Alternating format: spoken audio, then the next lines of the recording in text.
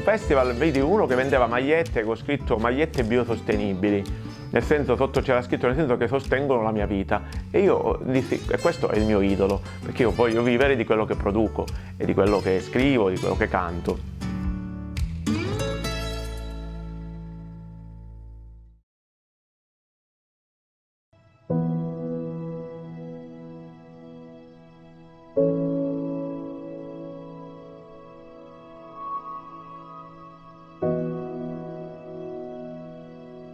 Ricordo che nel 1997 Gigi Cifarelli, un chitarrista jazz di Milano, mi disse: Angelo, se tu vuoi produrre qualcosa e venderlo subito, basta che produci merda a livello musicale, letterario.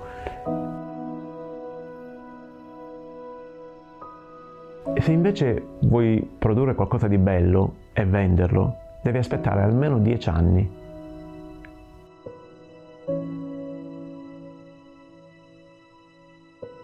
Ecco, io ho aspettato forse più di 10 anni, perché ho seguito sempre questa linea, non mi è mai interessato di qualcosa di quantitativo, un risultato immediato.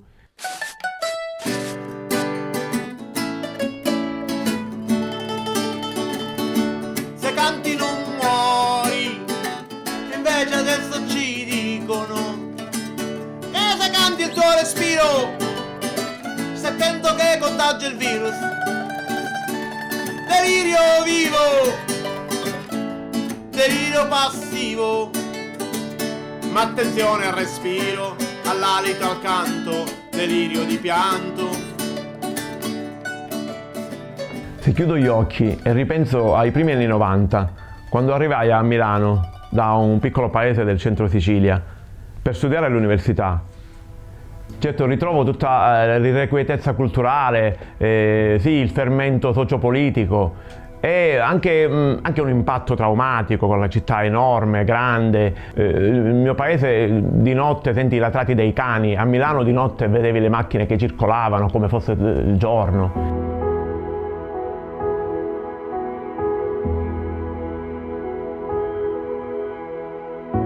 Anche le ombre, vedi la spersonalizzazione di una grande città. Infatti dopo la laurea me ne tornai subito in Sicilia, al mio paese, e mi portai dietro la laurea e una chitarra che avevo rubato buonariamente a una mia compagna di università che aveva prestato una chitarra, ma dopo un anno o più che non la sentivo, ho detto vabbè, sta chitarra che faccio? Me la porto, e me la sono portata dietro. Certo, non immaginavo l'importanza che avrebbe avuto nella mia vita quella scatola di legno con delle corde. E dato che non lo immaginavo, che ho fatto? Avevo bisogno di soldi e me la sono venduta.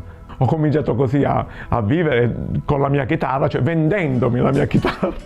Il sapore della strada, il sapore della povertà, il sapore dell'incontro, della vita che viene.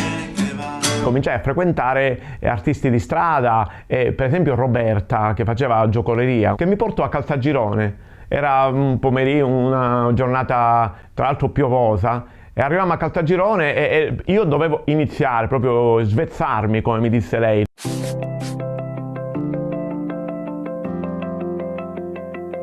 E infatti cominciai così, in un giorno di pioggia, in un mercato rionale di Caltagirone, e con un po' di stornelli e un po' di canzoni riuscii a guadagnare un bel po' di... Ecco, mi diedero pesce fresco, verdura, frutta. Oh, un successone.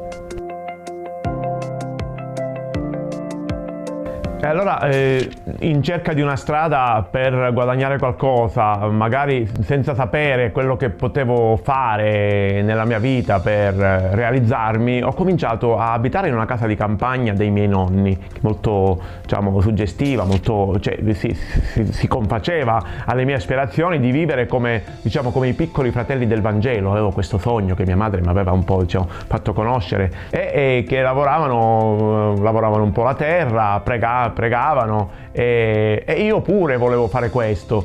E allora in questa casa cominciai per esempio a vendere olio che compravo da altri produttori locali e lo vendevo a gruppi di acquisto solidale a Milano e a Torino. E ovviamente cercavo l'olio biologico, ovviamente abbastanza, diciamo, curato la filiera, però poi ci fu uno che mi vendette un po' d'olio marcio dell'anno prima e io, diciamo, mi trovai in una situazione un po' imbarazzante e mi sono autodenunciato e un po' ho smesso. Però ci ho vissuto 2 inverni vendendo olio buono, biologico e un po' marcio, ma per sbaglio.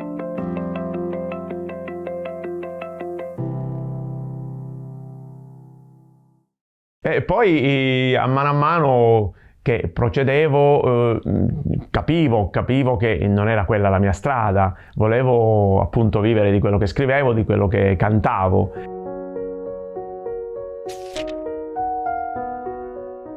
Tanti anni fa ho conosciuto Angelo che aveva delle bellità da cantastorie, però strimpellava male, non si ricordava i testi e poi col tempo si è un po' raffinato e a un certo punto io durante la mia esperienza da pescatore tra le altre cose erano uscite fuori una serie di canzoni sulla pesca, sulla condizione del pescatore e lui sempre in cerca di nuovi soggetti mi chiese queste canzoni per realizzare un CD e io gli dissi va bene, te le faccio sentire così tu le impari, ma sarebbe meglio che le canti te. E io ho detto no basta, ti do i testi, le canzoni imparale da solo e falle da solo.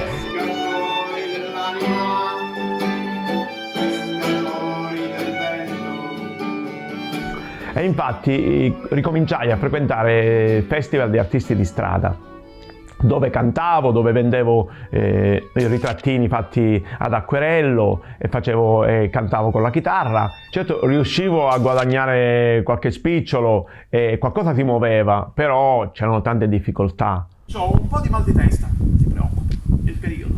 Oh yeah. Dottore, però c'ho un po' il braccio, poi la spalla sinistra, poi il ginocchio, poi la mano un formicolio, poi qua un po' mi si intorpidisce. Gliel'ho detto, è il periodo.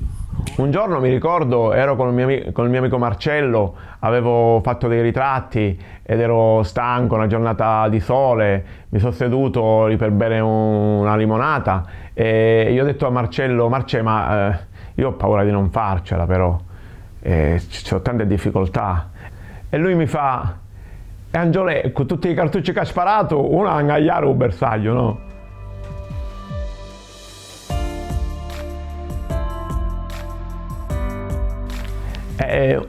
Un po' per superare quella fase, aspettando che le cartucce andassero a segno, un po' per guardarmi intorno e anche per conoscere altri luoghi, altre realtà.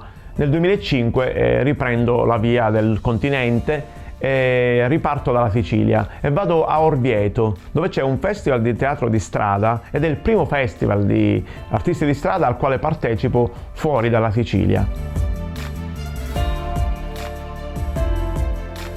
Dopo un po' di tempo Marcello mi chiederà, Angelo, com'è la vita raminga?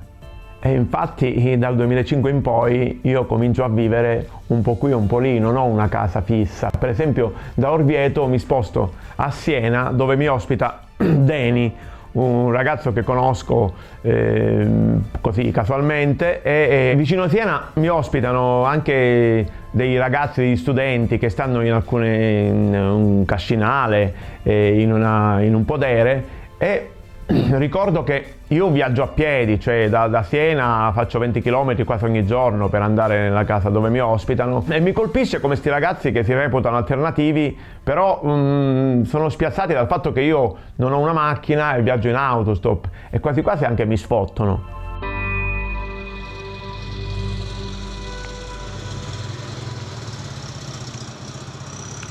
L'impressione che ho avuto quando ho conosciuto Angelo è che fosse un personaggio e un artista di villaggio.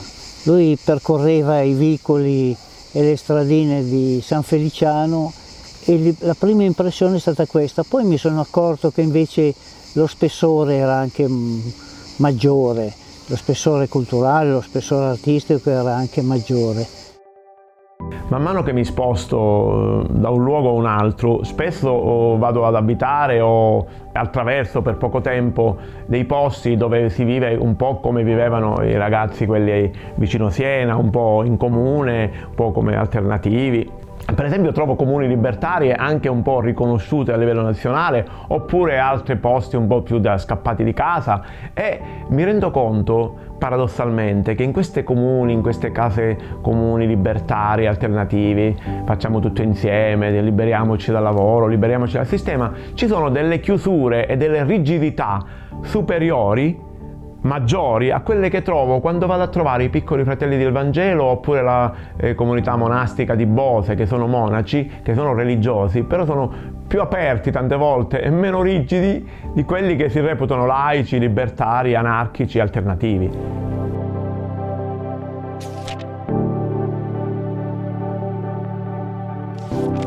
Non me l'aspettavo che queste realtà fossero così rigide, quindi te ne sei allontanato definitivamente.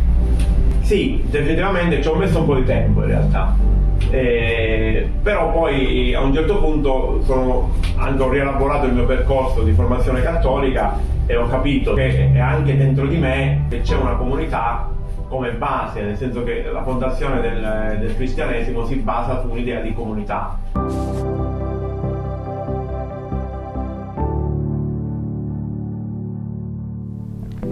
Nel 2008 parto per la prima volta per un lungo e grande viaggio in bicicletta da Parma a Parigi.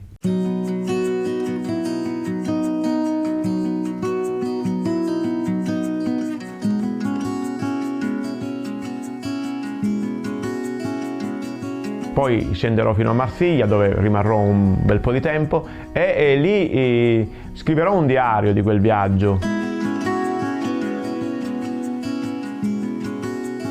Qualche anno dopo andrò in Svizzera dalla Sicilia con una tournée di spettacoli in bicicletta per chiedere la liberazione di Marco Kamenisch. Insieme questi due diari di viaggio saranno pubblicati nel libro I diari della bicicletta.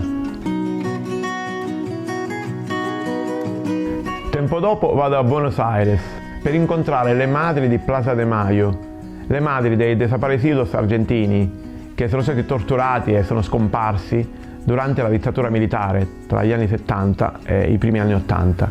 Madri di Plaza de Mayo, pianto che si fa canto, oltre la paura, oltre la tortura, memoria e giustizia, e un fazzoletto bianco in testa, come fosse sempre festa, come fosse sempre festa. Da quel periodo, da quell'esperienza, pubblico il libro Buenos Aires Stupor Tour, Memoria y Presente.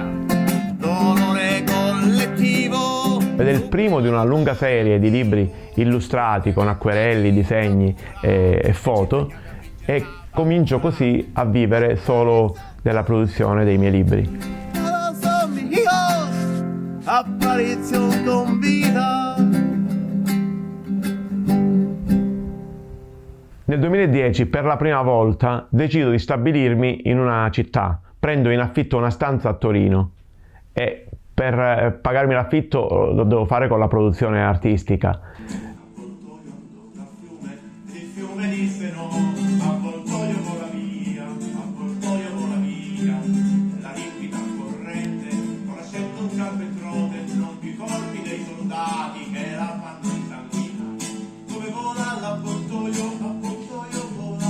Purtroppo dopo pochi mesi ho una défaillance, mi salta una data di uno spettacolo che dovevo fare a Genova e non ho soldi per pagare l'affitto. Mi confido con una mia amica, Serena, che fa parte di una rete di solidarietà internazionale, anche del commercio equesolidale, e non mi aspettavo solidarietà immediata, forse sì, però almeno anche un sostegno morale. Invece in modo sprezzante mi ha detto: ma perché non ti cerchi un lavoro, Angelo? Un altro lavoro.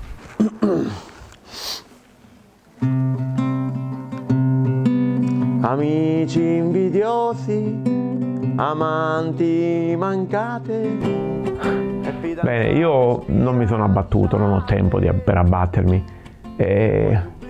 L'affitto magari può aspettare, ma la fame no.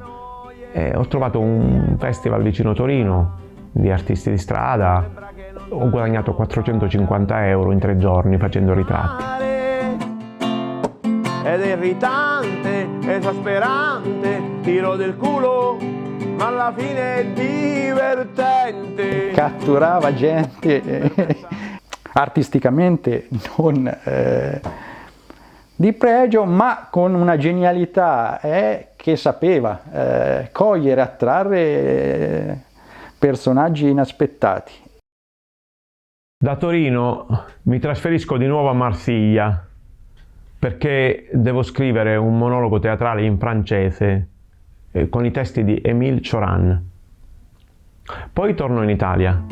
Rondinella che mi senti, ti avvicini e con me canti, questo cielo azzurro immenso. Alla fine dell'estate del 2017 decido di trasferirmi a San Feliciano, sul lago Trasimeno, dove ero già stato durante i miei pellegrinaggi artistici e dove ritrovo Andrea, che mi aveva già ospitato precedentemente, e anche Federica dell'Osteria Rosso di Sera, dove avevo già fatto spettacoli durante precedenti passaggi. E soprattutto trovo una comunità locale che mi sostiene come artista ed è uno dei periodi più ricchi, produttivi e proficui. Andrea le sa tutte le canzoni di Guccini. Sarà che Andrea è nato in Umbria, in una terra diciamo tradizionalmente rossa, comunista, dove da bambini gli insegnano le canzoni di Guccini, anziché dalle mie parti dove imparavano le canzoni della parrocchia e di... Ma siamo tutti due musicisti, diciamo, istintivi ed estrada, con niente perizia tecnica e forse anche qualità, insomma. Solo la strada su cui puoi puntare, la strada è l'unica salvezza. C'è solo la voglia e il bisogno di uscire, di esporsi nella strada, nella piazza. Sai, lui arrivava qui con la sua chitarra e per me che abito in un piccolo paese e sono spesso costretta, tra virgolette, a stare dentro l'osteria, una persona che arrivi da fuori, che si metta a suonare mentre tu cucini o c'hai da fare, sicuramente ti alleggerisce anche il lavoro. Perché il giudizio universale non passa per le case dove noi ci nascondiamo. Mi ha colpito la sua libertà, cioè io veramente a lui ho sempre invidiato in senso buono il suo stato di libertà. Bisogna ritornare nella strada, è la strada per conoscere chi siamo. E però per trovare nuovi stimoli ed ampliare un po' il circuito anche di contatti artistici, mi trasferisco a Perugia. Perugia morbida e confusa, mio pretesto mia scusa. Perugia per vita internazionale, Perugia mai plateale. Per la prima volta, grazie alla mia produzione teatrale, all'autoproduzione letteraria, vivo nel centro di una città. Dopo qualche mese vado nel mio paese, a Pietraperzia, dove mi chiamano per fare 2 spettacoli, patrocinati dall'amministrazione comunale di allora. Nonostante ciò, vengono pochissime persone ai miei spettacoli. Mio padre e mia madre sono presenti e nonostante ciò non manifestano nessun segno di scoraggiamento, si mostrano fiduciosi in me, nella mia arte, e questa è una cosa bella, quasi commovente.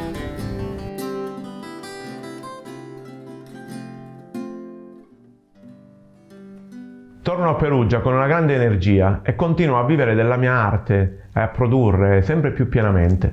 Però a febbraio del 2020 tutto si ferma.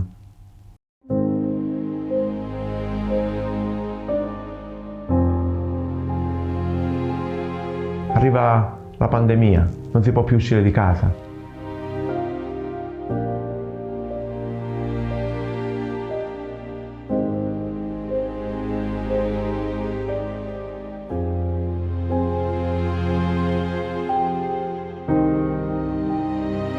l'8 marzo mia madre viene ricoverata in un ospedale di Enna. Il 21 marzo muore. Pure ti sento vicina, in questo silenzio che arriva, mi avvolge fino in fondo, come un abbraccio, un canto, in questo silenzio garante, di attesa e di mistero sapiente, e non mi sembra vero, silenzio di cimitero. Il test che gli fanno l'indomani dice che aveva il Covid. Io perdo tutto quello che avevo trovato. Perdo il contatto con la strada, il contatto con le persone. Perdo la possibilità di vedere e di assistere mia madre, così come è capitato a tanti in quel periodo. In questo silenzio grande, in questo Era come dire, una figura importante, io non lo so, ne mi permetto di indagare se dal punto di vista sentimentale, emotivo, ma dal punto di vista letterario ne ha fatto un po' un personaggio e ha anche, credo, pubblicato un testo in cui la mamma era protagonista. E in questo crollo di tutto quello che pensavo di aver trovato, in questo vuoto, mi rimangono le parole che mia madre ripeteva spesso a noi figli. Io vi metto nelle mani del Signore. E sono proprio solo le mani che mi rimangono. Le mie mani per lavorare e le mani di Dio per pregare. L'ho vista attraversare appunto la malattia della sua mamma, poi la morte. Sembra quasi che abbia proprio un rapporto molto spirituale, una profonda spiritualità che lo porta ad andare avanti. E magari invece moriva di dolore, però l'ho visto appunto sempre riprendersi in mano la sua vita ed andare avanti, e riprendere la sua bicicletta e pedalando superare anche quelle difficoltà. questo silenzio estremo, di fronte al quale stranamente io non tremo.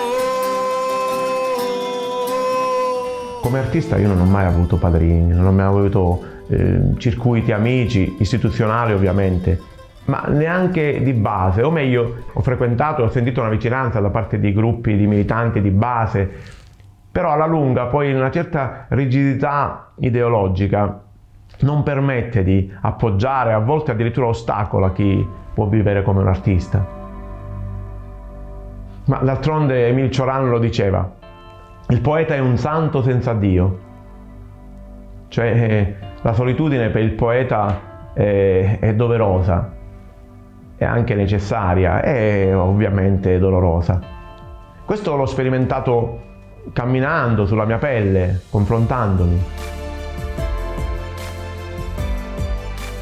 In questo periodo realizzo che la scrittura per me è salvifica, cioè mi salva sia a livello materiale che a livello spirituale. E realizzo sempre più convintamente che per me l'arte è un mezzo per interpretare la realtà e non per evadere dalla realtà o per accomodarsi. Anche lui è costretto in questa società di consumo a produrre e in realtà l'ambito in cui diciamo si è cimentato è quello della diciamo drammatizzazione della sua esistenza, quindi la trasformazione in spettacoli, monologhi o spettacoli itineranti in cui metteva in scena ciò che in realtà gli succedeva. Trasforma in arte le sue esperienze di vita e anche la sua cultura, perché comunque Angelo è una persona molto preparata. Cosa ti preoccupa, caro mio Dio? Aspetta, non farmi furia e farmi prendere aria, che mi manca l'aria e l'allegria. Malaria! Come artista che ha viaggiato tanto, hai conosciuto varie forme di arte, di protesta, di pensiero politico, cosa Cosa ne trai da tutto questo? C'è un'esigenza, una mancanza, ho trovato, di conciliazione tra l'anima laica e l'anima religiosa, nel senso che ci sono diverse realtà laiche, atee, anarchiche o comunque militanti non religiose che hanno atteggiamenti più dogmatici, che risultano più dogmatici di tanti religiosi. Poi però ci sono tanti religiosi che seguendo una tradizione non fanno un'analisi sociale e rimangono attaccati a una tradizione, quindi lontani dalla realtà attuale, sociale.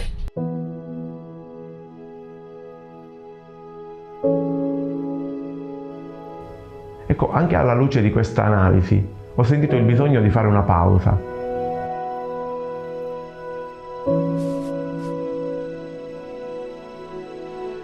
Adesso mi sento come uno seduto sulla panchina di una stazione in attesa dell'arrivo di un nuovo treno. E tutto questo viaggiare, questo intrecciarsi di incontri, di strade, anche questo sovrapporsi e dividersi di strade e di cammini, ha operato in me una grande trasformazione. E ho acquisito anche una grande consapevolezza, in primis per me e anche per chi ho incontrato, i gruppi, i movimenti, le persone, l'emergenza, l'urgenza di riuscire a conciliare l'anima laica e liberale con l'anima spirituale e religiosa, che purtroppo spesso viaggiano su binari molto distanti tra di loro.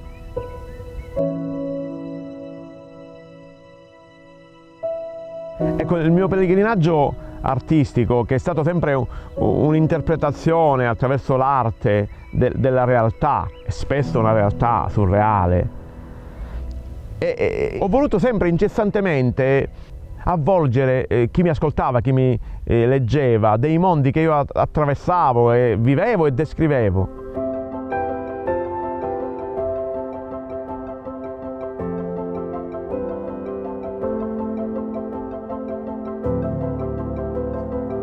E se adesso, davanti alla macchina da presa, torno a chiudere gli occhi alla fine di questo viaggio, mi viene alla mente e al cuore il volto di Paola e le sue parole. Dopo aver letto i diari della bicicletta, mi ha scritto: "Che bello, Angelo, mi sembrava davvero di viaggiare con te".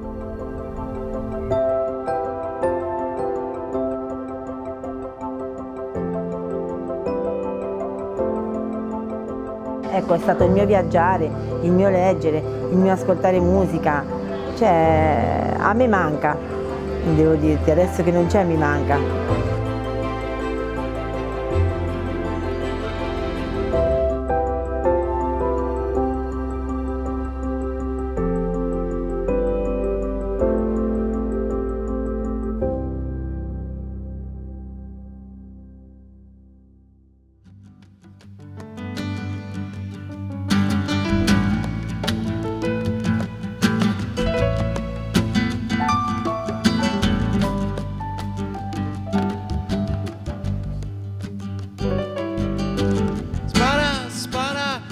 La bomba, colpisci il nemico con le armi, armi, armi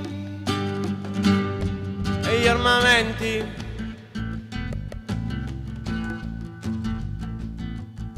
Si comprano, si vendono, si comprano, si vendono, si comprano, si vendono, si comprano, si vendono come gelati.